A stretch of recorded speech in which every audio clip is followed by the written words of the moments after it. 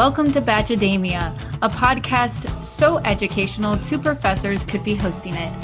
Hi, I'm Dr. Danielle Dick-McGue, and joining me is Dr. Bill Henneman. Welcome to Bachademia. Today is a little different than normal. Dr. Bill is on holiday. I like that I just said that and it makes me sound British. But since Bill is on holiday, we do have something special planned for today. And in the spirit of the holiday season, we are celebrating family today with two special guests, Dr. Tom Hall, a professor in the Department of Communication and Media, and he specializes in organizational communication. And joining us is his daughter, McCulloch. McCulloch, you're a grad student, right? Yes, I am at the University of Iowa. What are you studying? I'm in the clinical mental health counseling program in my first semester. Awesome, congrats. You can probably offer us some special insights about the minds of the bachelor participants. That's awesome. So, do you all have any fun Thanksgiving traditions? Are you all big Black Friday people? For listeners, we are recording on Black Friday, so. I've always been more of a Cyber Monday person. I'd much rather be able to stay at home and order online than go to the chaotic stores. Yeah, and way back when I was a manager for Walmart, and Black Friday wasn't quite as out of control as it is today, but I think probably around Thanksgiving '94, I was like, I never want to go in a store on Black Friday ever again because it's just as chaotic as it is from a customer standpoint. When you're working there too, it's just insane leading up to it, and then the events of the days, and it's only gotten more extreme, I would say, in the past 25 years. I just feel like it keeps stretching. You know, it used to be Black Friday, then it was like Black Friday, Cyber Monday, and now I feel like we've had an entire month of Black Friday sales. So it's getting out of hand. But so tell me a little bit about your relationship with the Bachelor franchise. So McCulloch, you're a fan, yeah?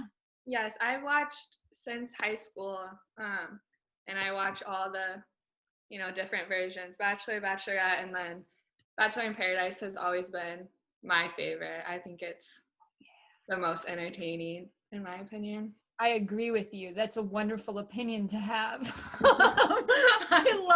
I think Bachelor in Paradise, it's entertaining. Mm-hmm. And Tom, are you an avid Bachelor watcher? I'm not, but I will say that about 3 years ago, McCulloch was going to study abroad in Norway, and we had driven to Minneapolis, and it was in January, and it was the night that The Bachelorette was premiering for whatever season that was. And so she asked if we could watch that together before she flew out on like a 5 a.m. flight. And I'm like, well, yeah, when your daughter asks you something like that, of course you do it. And I would not say that it took hold because I didn't continue to watch each season. But I know she's interested in it, and I know it takes up some space on our DVR from time to time. So I've asked her about it. And then when I heard you were doing this, I'm like, well, yeah, I can. So I'm about 3 episodes into The Bachelor, and my Bachelorette would be the extent of my knowledge. Well, yeah. We're excited to have both of you here today to offer that father-daughter perspective for us. We hope that this was a bonding experience for the two of you all.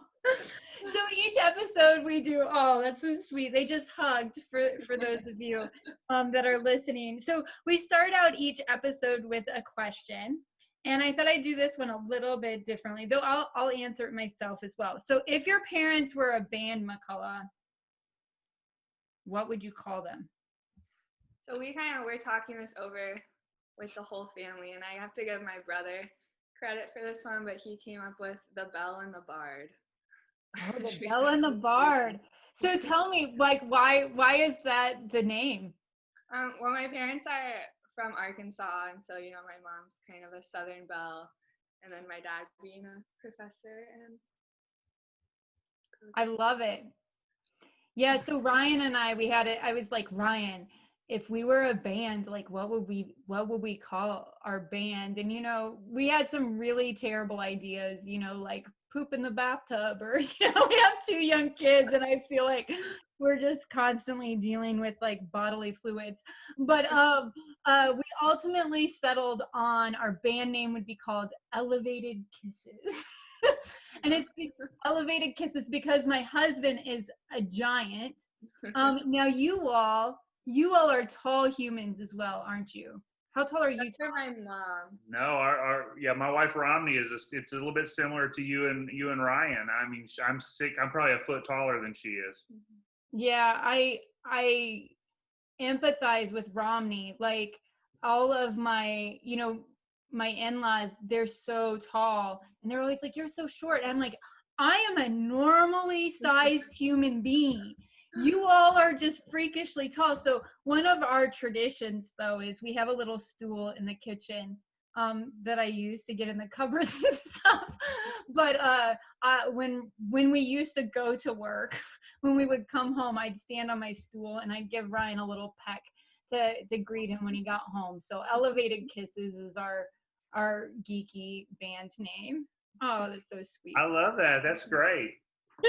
So this episode started out with music, and Tom, I know you're a music guy. You like music, don't you? I love music, absolutely. So I can't imagine that the start of this episode was disappointing in any sort of way. But so they start out, before we sort of jump into that group date with music, if you were to describe this episode in one word, how would you describe it? I would go with bold. They really emphasize how much Tayshia loves bold moves. And yeah, that's great. Yeah, one word for me, that was a tough one because I wanted to say water scorpions, but that's actually 2 words. That was like, that's probably the thing that's hung with me the most in the past 72 hours since viewing the episodes. But, the integrity question at the end was a pretty compelling sort of little, so maybe integrity. I certainly would not use that to describe the show as a whole personally, but it came up in this episode, so I'm going to go with that. Yeah, I was trying to, I actually forgot to prepare this in advance, so I'm kind of doing this on the fly, but I think mine would be genuine. I felt like we heard some of the most genuine conversations that I think I've ever heard on The Bachelor. It was, at one point, I think Bill sent me a text and he's like, I don't know how to do funny tweets. It's like so serious this week. And of course, there are plenty of less serious moments, which we will definitely get to. But there were some really, I think, genuine moments on this episode.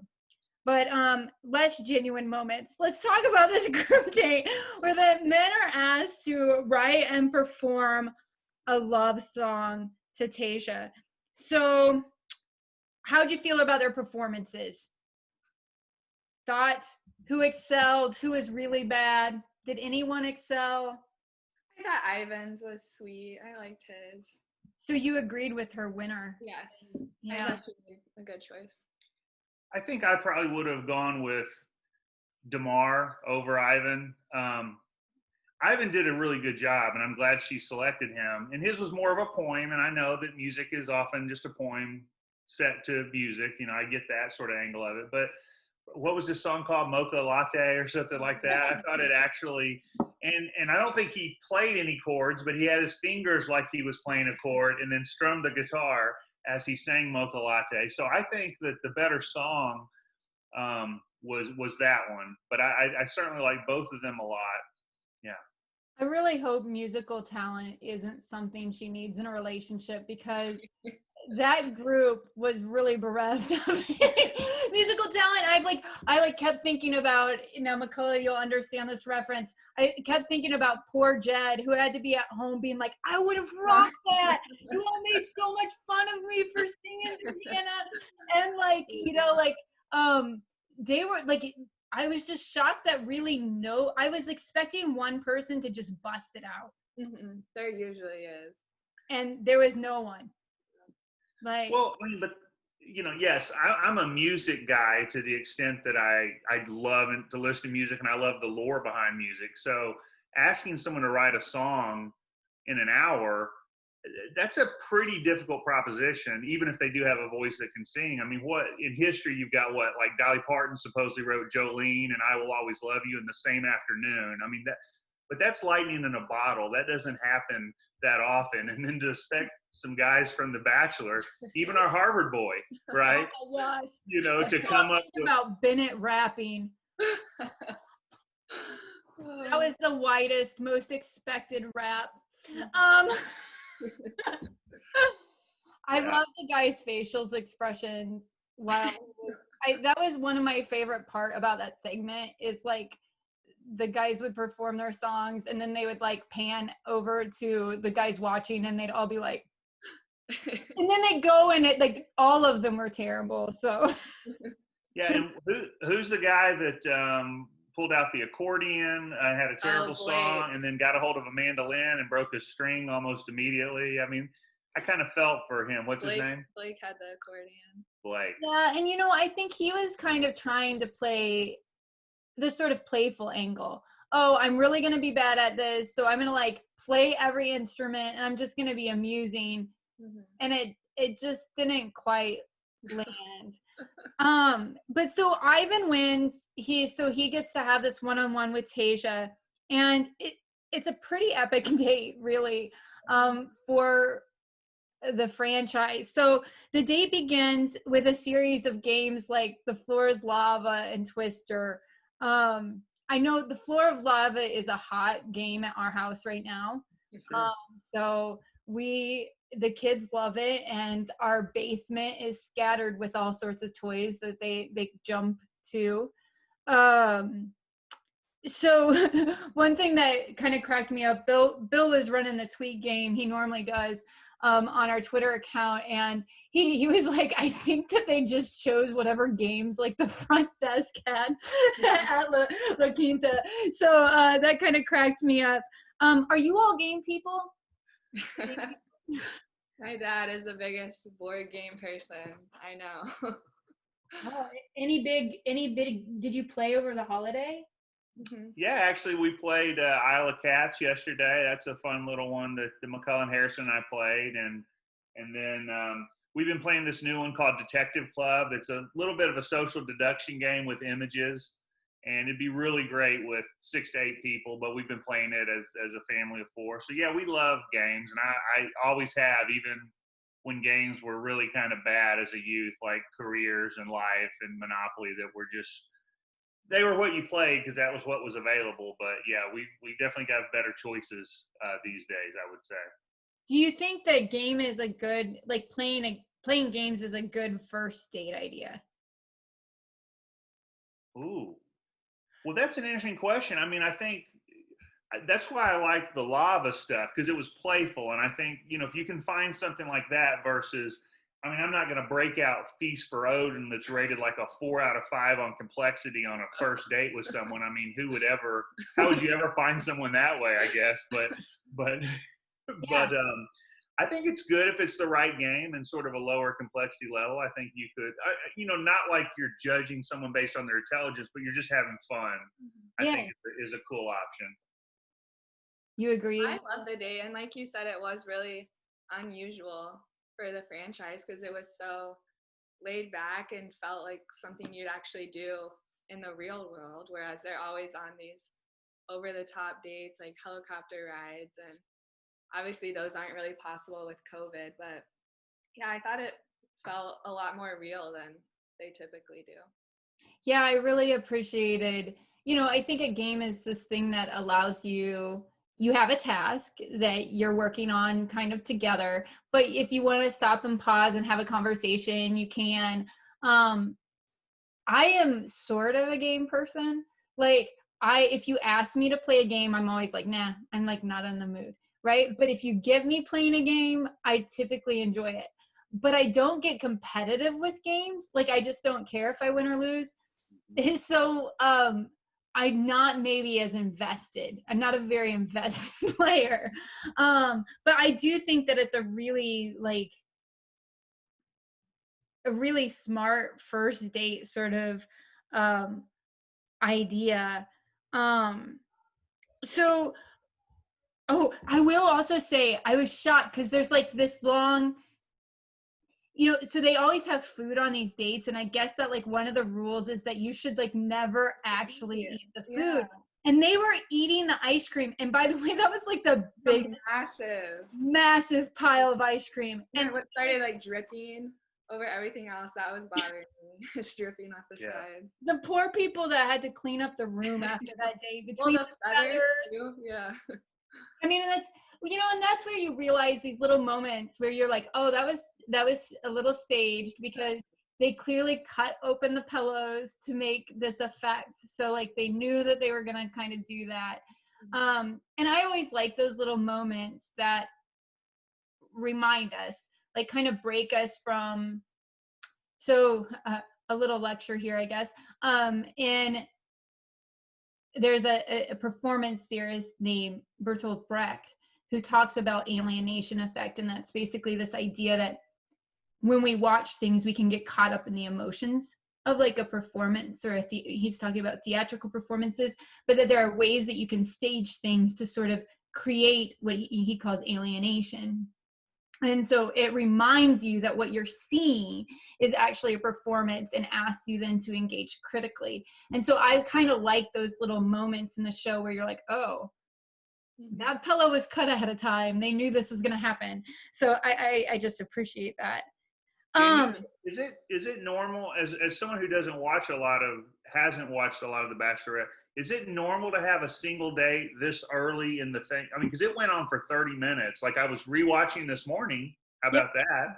And I mean, that ran from like 15 minutes in to almost 45 minutes in. So almost 30 minutes of the show, 20 minutes of actual camera footage was devoted to their day, with the exception of maybe a few cutaways to like the other guys talking about it at the pool or something like that. But is it normal to have a date that long this early in the show? What do you think, McCulloch? I think maybe they did give a little more time to that one-on-one. I think so too. I think maybe later in the show, as like it narrows down and they, there just aren't as many guys, I do think that you see an episode where one guy is her attention, but I think they did give a lot of time to that date, and I'm really glad that they did. So yeah, Tom, I think that was a little bit unusual.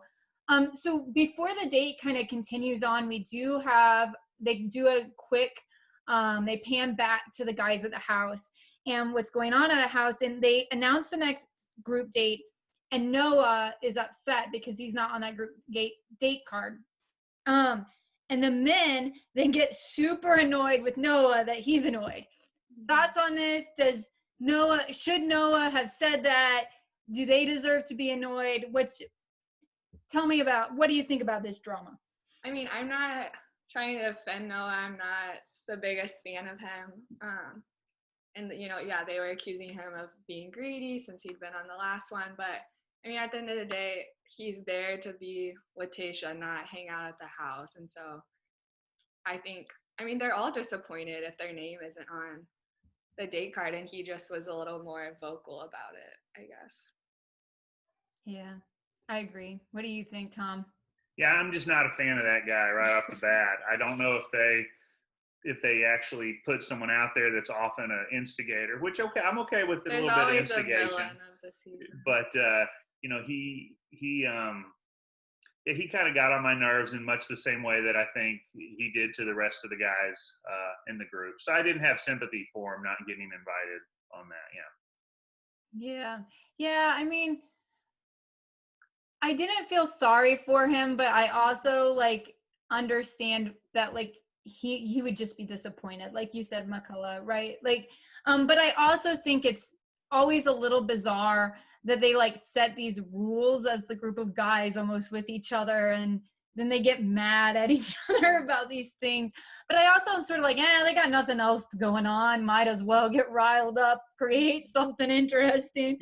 So, but yeah, so then we're taken back to Ivan and Tayshia's date, and Ivan reveals a lot about his family. He tells he tells his family story, and we learn about his dad, and we learn about his brother and his responsibility that he feels to his siblings. And kind of on a side note, we decided to do this poll, like, on Twitter, who has it the hardest, the oldest, the middle, or the younger?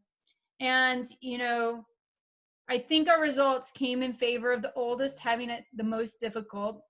I am an oldest child, so I think that's correct. Bill disagreed. He's a middle child. He thinks the poll got it wrong. I told him that he was wrong, that it is, in fact, the oldest child. So, like, what do you all think? How does it play out in your family? Do you believe in birth order stuff? I mean, I'm the oldest, and I would say that I definitely maybe had more like expectations, or I would not say my brother has it the hardest and he's the younger. But he did very nicely contribute to your band name. Yes, that's true. What about you, Tom? You have some siblings, yeah? Yes, I have 2 older sisters, and so I am the youngest, and I definitely would say it was probably and they would be quick to say it was the easiest on me also. But I mean, it depends on how we define hardest too, right? So for example, I think from the perspective of your parents often are tougher on you with the rules, then that's probably true with the oldest.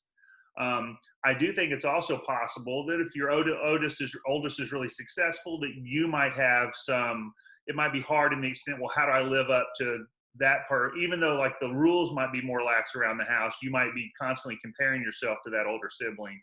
Mm-hmm. I honestly had kind of the perfect situation because there is a little bit of an age gap between my sisters. So by the time I was hitting those important teenage years, they were in college and they were always looking out for me. So in my case, it couldn't have been easier because I had 4 people that actually were completely in my corner at all times. So yeah, I would say in general, I'd say the middle or the oldest definitely I can only say for sure that the youngest has it easiest from my perspective. No, see, I wonder if my youngest, so I have 2 younger sisters. I'm the oldest, and they're 3 and 7 years younger than me. And it's so funny because I think that we'd all probably argue that we have it the hardest. We have a really close relationship for a while. We've spent a lot of our adult life living apart. But they both moved to Cedar Falls for 1 short year last year. And that was wonderful. But also, we got to fight like we were siblings again, which was kind of awesome also. Just like to have the opportunity to be around each other enough that we had to negotiate things, but yeah, so I also believe in the birth order stuff. I'm definitely pretty bossy. I'm independent. I feel a lot of pressure to like take care of other people, where I think that my sister that's in the middle, she feels left out a lot, like things like that. So I think there's definitely I'm going to make Bill research it for us and tell us what the research is. But I think there's a little bit of truth to some of the birth order research. So, yeah. So it takes us back to this really heartfelt conversation that they have about, things going on in the world. They, describe the impact of George Floyd and the Black Lives Matters movement on their lives, and talk about, they're both biracial individuals, and kind of talk about what this last year has been for them. What did you all think about that moment? I mean, that was also super rare for this show. The only other time I can really think of that was kind of comparable to this was, I think it was Kaylin, when she was like opening up about how she had been like sexually assaulted. But yeah, typically they are not talking about much of value. So I thought it was really important and was glad they spent a good portion of time on it. Absolutely. Any thoughts, Tom? Well, one of the things I wonder if, it's also possible that maybe there have been more significant conversations in the past, but that get edited out because it might not be what the public what the producers think the public wants their show to even have something. But in a year like 2020, it just seems impossible to ignore these events, even for the people that might be interested in ignoring those sort of things, right? Mhm. And so I do think it's really significant that they had that. And it seemed like your word that you started this with genuine. I mean, it did seem like, to me, again, I don't have a whole history of the show to compare it to, but it did seem like an elevated conversation about really important events that certainly would be extremely relevant to the two people on that date. And so I think it just, hopefully for a lot of people, they can hear some of that through their voices. And so I thought it was a really important conversation, and I'm glad they had that. It was certainly one of the highlights of the episode for me. Yeah. Absolutely, I would agree. And this is my extra credit for the day. And I normally do finger guns, but out of respect to Bill, I will not be doing any finger guns this episode. So instead, I'll do twinkle fingers. So extra credit time. And sorry, not sorry, my extra credit is going to be a little bit longer today. And I think for me, this topic deserves sort of the space and time. And so I'm going to give it that, just like the show did. So a little side note, a lot of my research, I explain that I study performance as a particular mode of communication and how it's used for problem solving, community building, and social justice work. And so I research a lot of things around identity related issues and activism and social change. And,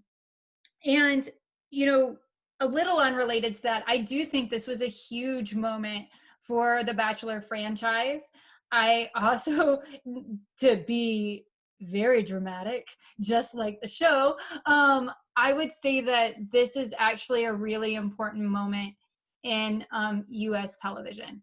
And my argument for that is this.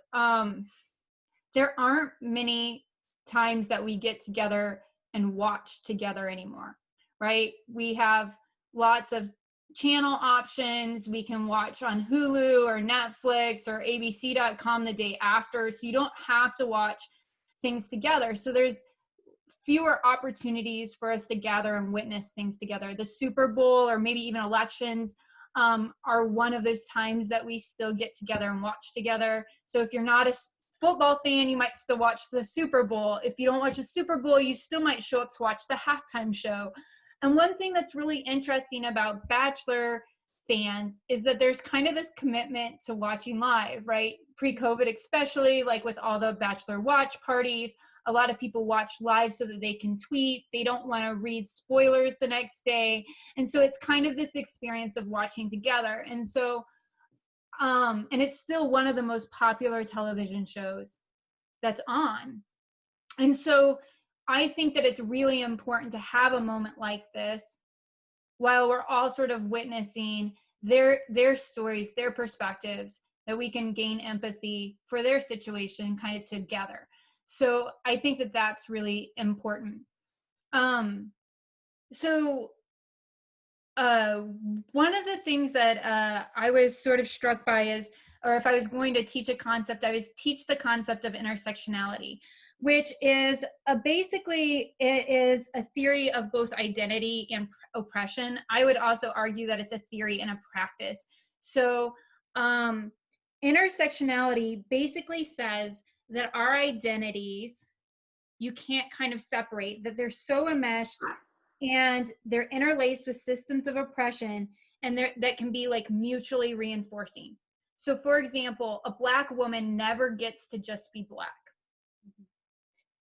She never gets to just be a woman. Sorry. She's always going to be a Black woman. One of my colleagues, Kate Palczewski, explains it through the idea of baking, right? That if you eat a cake, it's flour, it's butter, it's sugar, it's all of these combinations, and you can't separate them out because those things kind of make it. So if, you are biracial, you experience the interlocking system of oppression that affect, I think Ivan, for example, on Twitter identified himself as a Blasian, so a Black Asian, I think specifically Black Filipino, if I get that right. And so those things, those system of oppressions that are unique to those identities are always going to be kind of intertwined. So I think that this is a really important moment where we get to hear sort of what the experience is like for two biracial, partially Black Americans to live in 2020 and through racial inequality, through racist policing practices, et cetera, and the toll that those take. And so if you're really interested in this, like one, I would recommend a few podcasts for you to listen to. So one, if you like Bachelor podcasts, there's Two Black Girls in a Rose, wonderful podcast, work through things. Rachel Lindsay, who was the first Black lead, she has been such a leader in the Bachelor franchise talking about these issues. And then one of our own alumni at UNI, Darad Taylor, Darad, he has a podcast. It's not about The Bachelor in particular, but it is about pop culture and Black experiences, called Beautiful Black Voices, and I encourage you to check it out. I also want to kind of, if you're interested in reading a few things, some essays written by some of my colleagues. So, and if you need access to these articles, because you're not a college student or you don't have access to an academic library, shoot us an email at batchademia@gmail.com and we can hook you up with those articles. But so one is, want to make sure, my colleague Amber Johnson, they are amazing. And they have an essay called, let me make sure I get this right really quickly. Radical Imagination via Play, the Future of Critical Cultural Studies. Amber is the founder of the Justice Fleet and is a professor at St. Louis University. You might know them. They competed on Ninja Warrior and were also part of an Under Armour campaign. So they have multiple talents and a very interesting life. But in this essay, they talk about the Justice Fleet and how they use imagination and play as a way to engage people in racial healing and radical forgiveness. And they have a lot of other really amazing scholarship, do a lot of work actually on gender and sexuality as well, if you're interested. Then I highly would recommend, there's a piece by Karma Chavez called Remapping Latinidad, a performance of cartography of Latino identity in rural Nebraska. And I really love this piece because I think that particularly as an Iowan, I think a lot about what a unique experience it must be for people of color living in Iowa. So I think about, so our community, Cedar Falls, Waterloo, was named a couple of years ago as the worst place for Black people to live, second worst place for Black people to live in the United States, number one being Kenosha, Wisconsin, and we all know Kenosha now. And I think about how often, for particularly Black people in Waterloo, you're not quite having the experience of rural people of color, but you're not quite having the urban experience of, Black people in Chicago. It's like somewhere in between, it's sort of an experience. And so one of the pieces the reason that I love this Latinidad piece is, Dr. Chavez talks about her own experience and her own family's experience being Latina in a rural place, and how Latinidad is often described as a border city and not necessarily connected to an experience of being in a rural space. And so I think that that's really important. And then finally, a good friend of mine and colleague has a piece called Towards Critical Nostalgia, Performing African-American Genealogical Memory. And it's about wonderful work on DNA testing and what makes race and memory and nostalgia work, and it's a really beautiful piece. So if you're interested in reading those, let me know. And then I'm gonna give myself a bit of a shout out here. January 25th, we're launching a program at UNI called Cultivating Justice, a quest towards racial equity. You can learn more about it at quest.uni.edu. And it's a 6-week program that will move you through materials created by and for people in the Cedar Valley that will work you towards racial justice. And it's just really exciting to see all the wonderful things that are produced and being done in our community to better address racial equity. So check that out. But anyway, so that is my twinkle fingers.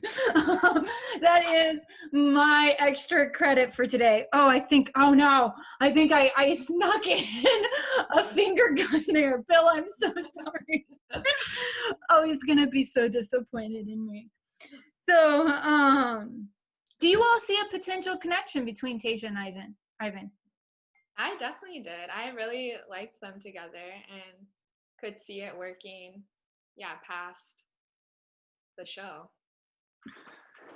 Yeah, I kind of like the two of them together. And, one of the things I think about, too, with the point you've been making here, Danielle, is that a lot of times you'll see a show they'll try to put in a political message or a social economic message or that sort of thing.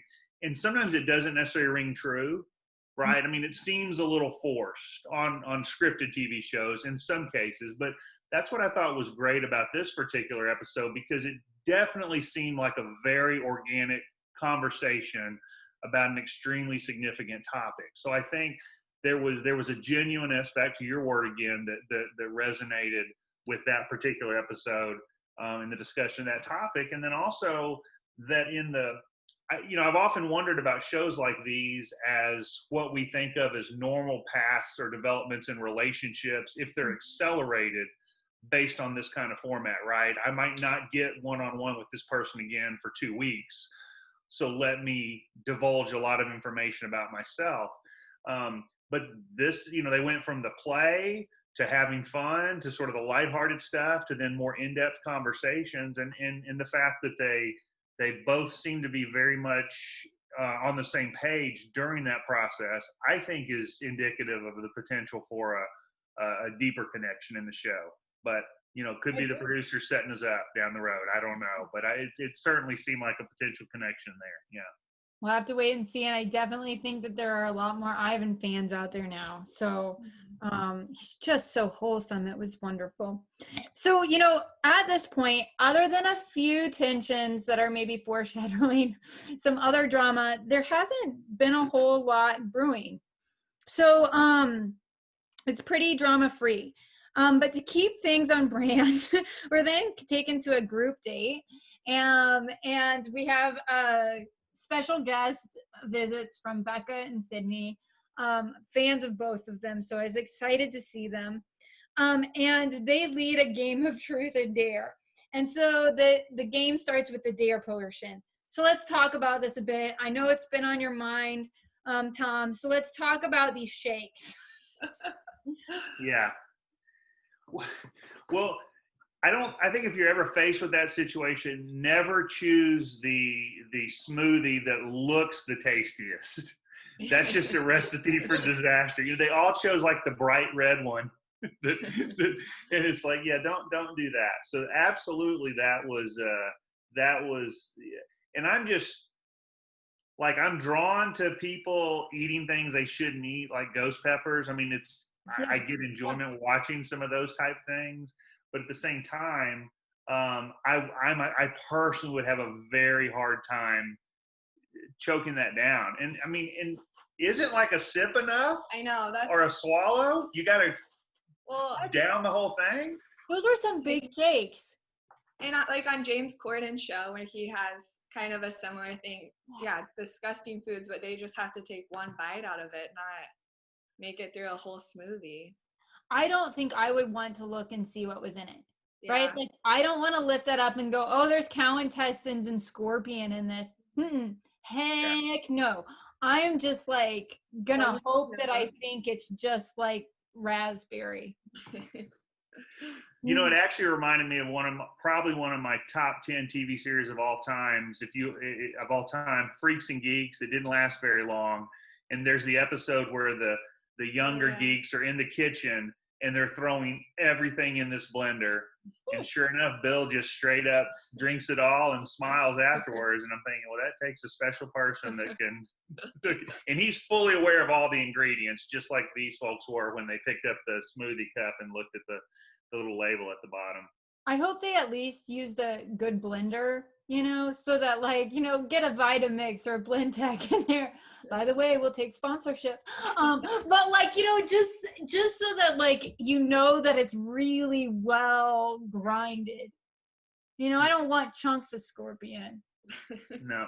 Well, it makes me wonder if Google searches of water scorpions increase after an episode of The Bachelorette, because I know I Googled water scorpions to. What do they look like? Tell me about them. Well, okay, so water scorpions. Yeah, so they apparently they do have like a little proboscis looking stuff that looks maybe like a scorpion, but they're actually, if you just saw one on your own down by the creek, you'd assume it's just some insect. I don't think you'd assume it's an actual scorpion or part of the scorpion family. But you know, but crustaceans. Yeah, there's a little bit of that, but shell-like stuff, you know, because I think that's what really, I mean, it's the idea of like ground up shell that I'm like freaking out. Yeah, no one wants that. I mean, you know, like when you hear of them dipping flash frying a cricket and dipping it in chocolate, I can imagine myself, I wouldn't choose to eat that, but I could imagine myself finding a way to eat that under a challenge. But yeah, I do not want to go for it. I don't want to ground up insect. Like, I mean, he would definitely want it to be like a bet or a dare, but like he would go for it. So yeah. So then the next section that I know a father and daughter really want to talk about, but it's so the fake orgasms, right? So like I am unconvinced that any of these guys have like had an actual orgasm before. It was so disturbing. The funny part for me was when they'd show the other guys back at the house, like their reactions, because they obviously have no idea what's going on in the day and just hear that being broadcasted.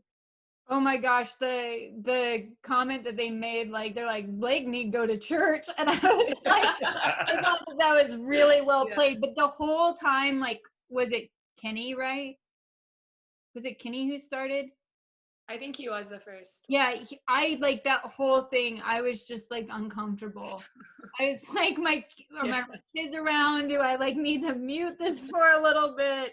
Like, is this sexual sounding, or like did someone stub their toe? I don't know. It was something.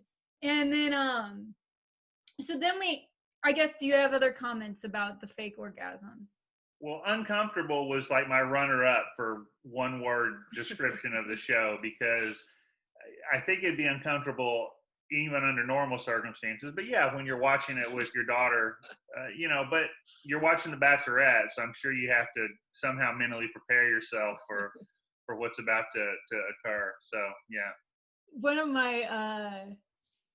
of my favorite like memes of the week was like all these like, it's like Kenny holding the phone, like, you know, screaming into it with his mouth open it, but then like people are like labeling different things. It's like him calling home after he gets kicked off the show, like, and all these different like captionings of it that I really found quite fun. So then they make them eat. So if they haven't had them ingest enough already, they make them eat, you know, spicy peppers and then propose. Thoughts on their spicy proposals? Well, again, I like to watch people eat hot things. There's that one famous show where they progressively get hotter and hotter, and it's an interview segment. Hot wings. But I kind of like that yeah, exactly. But I kind of like that element. I mean, good for them to be willing to just eat a pepper and then get down there and propose. That was pretty good. The one thing I want to say about all this, Danielle, is someone who grew up in the South. I don't remember any lessons in the 3 years that they sent me to Cotillion where I learned proper manners and proper dating. It was a time where they didn't have to say, don't loudly simulate orgasms, don't propose after hot peppers. I mean, they didn't have to include those sort of things in the educational experience, but it makes me wonder what a 2020 cotillion looks like down south if we have to specifically reinforce these kind of ideas about don't do these things anymore. Well, like, what were they supposed to learn? You know, like, I mean, I think, like, what, did we learn that, like, Blake is flexible? I mean, like, we didn't. I'm always like, what is it that you're learning from this that's, like, helpful for you in terms of determining if you have a compatible relationship? And then the proposals for me, asking someone to even fake propose when, like, the reality of a real proposal could be on the table makes me just a little squeamish. Well, and when you've known the person for like 2 weeks. Yeah. Well, and so then I was like kind of surprised. Now I would be interested because we had Connie on a few episodes back, and she sent us an email, and she was like, "Oh, remember when like Bennett was like so into Claire?" And I was like, I feel like Bennett is like falling for Tayshia in a way I don't think I really realized Bennett could have emotions. But, you know, like this like proposal seemed to have like create feelings for him. And I like to think of him as like a cartoon character. And so it was like weird for me that he had like emotions. Wait, which one was Bennett again, if you don't mind me asking? Harvard. But didn't he, I think in the song portion, at least two of them in the song portions also ended with a proposal. Oh, like where they went and said like, when you marry me, or did something like that. Reference. So it was very much a sort of a theme of the episode is the simulated proposals. Yeah, absolutely. Among other simulated things. Well, so I also wanted to bring up like Chris Harrison, like sitting there just like I loved it, like eating lobster. I'm like, Chris Harrison has like the best gig. Absolutely. Oh, I just like, I mean, I like want to be as cool as Chris Harrison. Yeah, he's pretty cool. He's pretty cool. So we have these playful dares, but then the group moves to a more somber truth portion of the date. And one of the conversations I thought that was kind of interesting was her and Blake. So in it, you know, she's like, sort of like, well, what's wrong with you? And, you know, what would your exes say about you or something like that? And he's like, oh, my exes like all love me. and like, I was kind of like,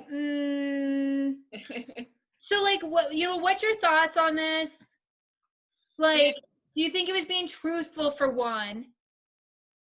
Maybe some of his exes. But obviously, I mean, he's not going to tell her like, oh yeah, we've all ended on horrible terms and don't speak. But yeah, I'd be interested to hear his ex's side of the story. Absolutely. I don't even fully understand what would constitute an ex in 2020, right? I mean, it's not like, is it a long dating relationship and then they're ex? Is it just a random, we hung out together for a few nights and that counts as ex? Because you wouldn't call that an ex. See, I don't even know all the terminology associated with that, but you know, having been married for 29 years, it's hard to even imagine what, you know, I'm not friends with any of my exes. Not that I had a bunch of exes, but yeah, I mean, I think it's probably still possible today, but probably not all of them would rave about him as a person. Yeah. Probably. I just was sort of like, I feel like I don't know if I trust that he was telling the full truth there. But, you know, I also have this question, you know, of do you think that, you know, in a heteronormative culture, do you think that men and women can just be friends? This would be a great question for Bill to to drop some education on us. But what, given our sort of lay position, do you think that you can you be friends with your exes, but can men and women in a heteronormative culture be friends? I absolutely think so. Some of my closest friends are the guy friends I made in college, and none of them live in Iowa City anymore, but we still have remained super close, and it's never been anything more than a friendship on both sides. And I think it's really valuable to have close friends of both sexes. Thanks, McCulloch. What do you think, Tom? You said that you're definitely not friends with any of your exes 29, 30, years later. No, I mean, I had no, I would not. I mean, maybe on Facebook friends with, no. Yeah, it's hard to know how to answer that because part of what's interesting about that question, I think, it isn't always about like how I am still friends with exes, mm-hmm. but how does your new partner potentially respond to your friendship with exes?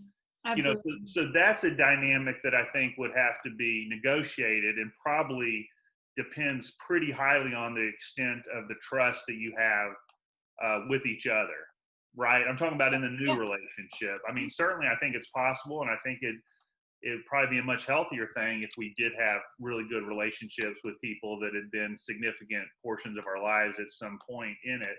But at the same time, if you're with a new person, you have to figure out how that relationship is going and how accepting they might be of you having. I mean, I'm sure there's romantic comedies out there that address this very issue.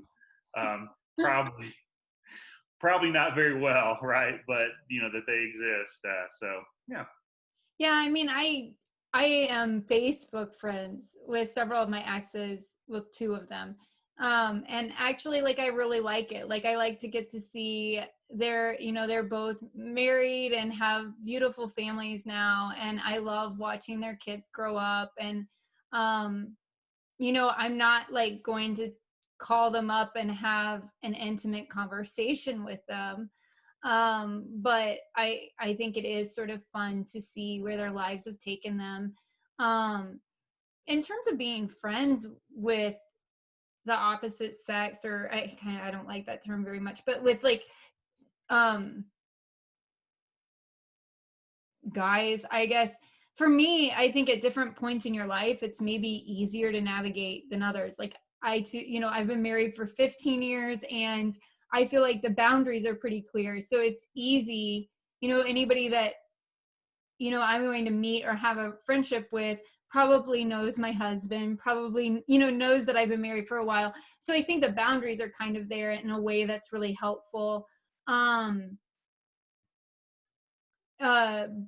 then I would say that most of my male friends are either people I work with or are mutual friends of Ryan's and I's.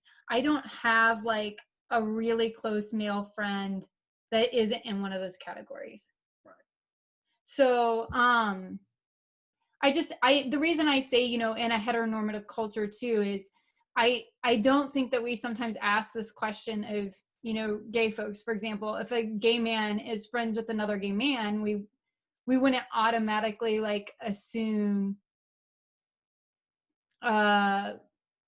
potentially romantic feelings in a way that we oftentimes maybe do with men and women. So but anyway, so Ben goes on this secret mission. I, by the way, love that he's like, I'm on a secret mission to win Tayshia's love after blowing it last week by not being bold enough and pulling her aside at the cocktail party. So he misses out. But Ed is also on a mission to meet with Tayshia. But Ed ends up having a date with Chris Harrison instead. So what did you all think about this part? Like, what were your thoughts? I mean, I thought it was absolutely staged on Blake's end. I don't think he accidentally wound up at Chris Harrison's place. But I thought, Ben, usually when they do make kind of a statement like that, a lot of times it does go in their favor. And I think Tayshia really liked that he came over, and now maybe it's going to make him stand out a little. Yeah. Yeah, I mean, the first rule of any secret mission is know where you're going or what the mission is. So, I mean, clearly there was some sort of setup there, but it led to some humor, right? Sitting there drinking. I was just blown away at like the hours that they were mentioning. Oh, it's 2:45 in the morning. I'm like, well, what are you doing? I mean, I'm 51 now, so like 2:45. They had to wait till the other guys went to bed. Oh, okay. Well, still though, it's like I don't want anyone knocking on my door at 2:45 and for any reason. I did feel like Chris Harrison was like a grumpy dad a little. Like, oh, kids coming home drunk in the middle of the night. I guess I'll sit down and chat with him for a bit, But I loved that moment. It felt very staged to me in terms of like how they did the editing too, because I had this question. I was like, was Ben out at the same time as Ed? Because like they almost set it up like it's like they're walking at the same exact time, but different paths. So I had some questions about that. But what do you think about Ben's apology, Tayshia's reaction to it? Like, what's your thoughts? I mean, back to your word, I thought it was genuine. And I thought that it really had kind of been weighing on him since he disappointed her, and he had really been hoping for an opportunity to talk to her, and obviously wasn't invited on any of the other group dates, and so I had to make that moment for himself. But I thought it was a genuine apology. Yeah, I liked it also. I don't have any additional things to add about that particular moment. So McCulloch, I have a question for you as a young person.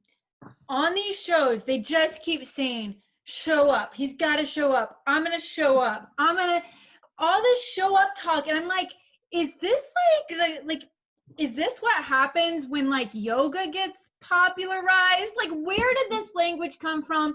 Is showing up, whatever generation, I'm like lost at what generation we're on, but is this like an important thing or terminology to your generation? Not in my experience. It seems like it is limited to the Bachelor franchise. It's not something I've ever heard used in terms of relationships from anyone I talked to. Yeah. Yeah, I mean, for me, showing up seems like the absolute least you can actually do in a situation. That just means you're present in many ways. But I realize it has, there's, I guess, a much deeper connotation there, right? So it's like bad actually meaning good versus bad meaning bad, which was probably popular in the 80s in some extent. But, my son, her brother, he throws out all these terms they seem so divorced from reality in terms of what the actual meaning of it is now that it's almost impossible to keep up with the various phrases. Well, like the only place I hear show up is I do like this yoga program, and it's like, show up to your mat. And so like every time I hear like show up, I'm like, we're doing yoga. And that kind of made sense with Claire to me, but like it just keeps going. So next we go to this rose ceremony. I was shocked by the guy she let go home. So Joe, Kenny, Jordan, and Chasen went home. Rest in peace, Joe. Like, Joe for Bachelor 2022. I don't know. 2021. I don't know. Whenever. But what did you all think about that? I mean, some of them I wasn't surprised by. They hadn't received much airtime, and that's usually a good clue that they won't be sticking around. But I was surprised that she kept Ed. I kind of could have seen him going home. I don't see a connection between the two of them at all, especially that he stayed over like Joe or some of those others that she let go. Frankly, I was still, if I recall this, I was still steamed about Noah with all his, undermining the rest of the guys by acting like they were all questioning Tayshia's integrity.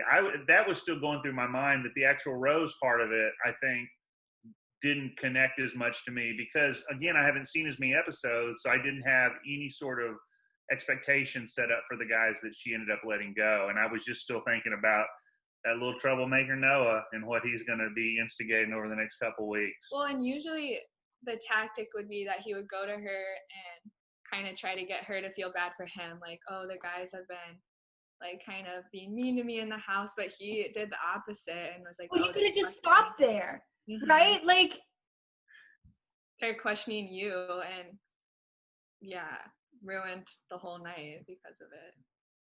As Connie said in her email to us, Noah the liar. So yeah, how you gonna keep Ed? How you gonna keep Noah? Yeah. Anyway, so before we sort of wrap this up, describe the episode in one sentence. Oh, I need to think about these things ahead of time. One sentence. Wrap up the episode. I don't know. I just thought about, let's see, just a focus on music, water scorpions, and questioned integrity. I mean, it's not so much a great sentence, just a series of things that stood out to me from the episode. And again, like I just mentioned a while ago, the whole questioned integrity thing, I really couldn't even focus on the rest of the show because I'm still thinking about how I would feel about Noah if I had to spend any time with him. So yeah, that's maybe it for me. Yeah, I would just say that it had some surprisingly real and unique moments that you don't often see when watching this show. Absolutely. I think it kind of was a historic moment for the Bachelor franchise. And I guess my sentence would be like, if you're looking for Tayshia's love, show up, have real conversations, and be bold. So really quick before we end this episode, one, I want to say thank you all so much for coming and being our guests today. It was a joy chatting with you all. Also, really quick correction. Last week, Bill said that was talking about the book Girl Wash Your Face and said that the author was Brene Brown. That is incorrect. The author is Rachel Hollis. Don't treat Brene Brown that way. No. But so we just wanted to quick make that correction that Girl Wash Your Face is authored by Rachel Hollis. And I hope everybody's enjoying the holiday week. I can't wait to see what goes down next week. Thanks for having us. Much.